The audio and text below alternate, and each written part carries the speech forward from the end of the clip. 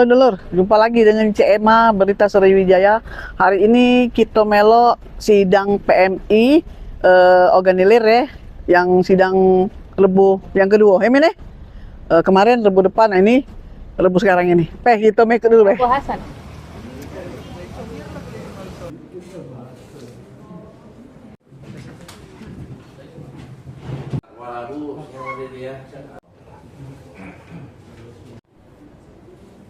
Kami selaku tim penasihat hukum terdakwa menyampaikan eksepsi atau tangkisan atau keberatan dalam perkara yang tengah diperiksa ini.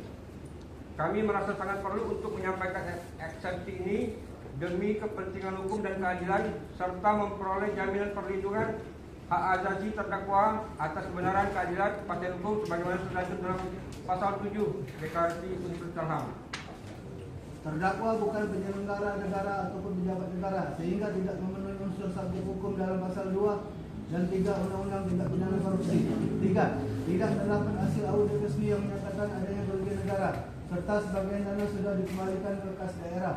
4. Berdasarkan doktrin hukum yang berlaku dan putusan Mahkamah Konstitusi nomor 25/PUU /Datar 14/2016, tindakan administrasi internal organisasi bukan merupakan perbuatan pidana korupsi, melainkan dapat diselesaikan melalui mekanisme administratif atau perdata. Selesai itu. Jam 9 Pak ya. Kak, untuk poin-poin eksepsi kita apa?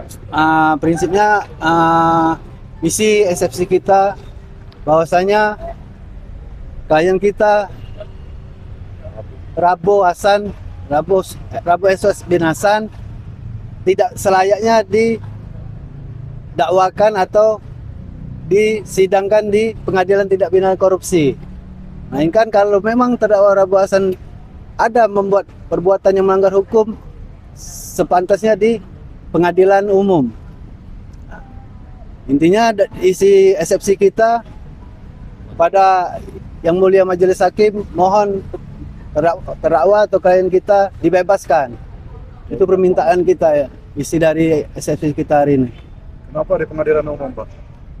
Karena status atau jabatan klien kami, saudara Rebu ini hanya sebagai Kabid PMR. Kalaupun dia ada mengambil atau memakan uang PMI Organilir, itu sepantasnya di tindak pidana umum atau di pengadilan umum, bukan tindak pidana korupsi.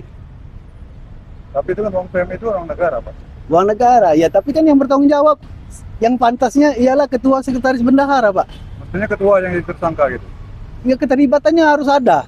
Ketua sekretaris bendahara harus bertanggung jawab. Tidak periksa. Ya, tidak bisa ketua sekretaris bendahara tidak terlibat, tidak ada, tidak benar itu. Tidak benar. Pak, inilah 2 kali sidang. Kok sekretaris belum tidak pernah hadir itu gimana, Pak? Bukan belum hadir, kita pasti minta majelis hakim memanggil ketua sekretaris bendahara. Terlepas itu dia status masih saksi, itu kami minta harus hadir di pengadilan ini. Nah dulur ya, sekarang ini mungkin agak kecewa ya hari ini. Yang pasti live tadi itu tidak boleh. Mungkin kalian lemah nonton ya, tapi dilarang. Oke, nah sekarang ini masalah Rebo dulu nengok dewe, caknya berlanjut lagi hari apa min? Jumat, malah salah.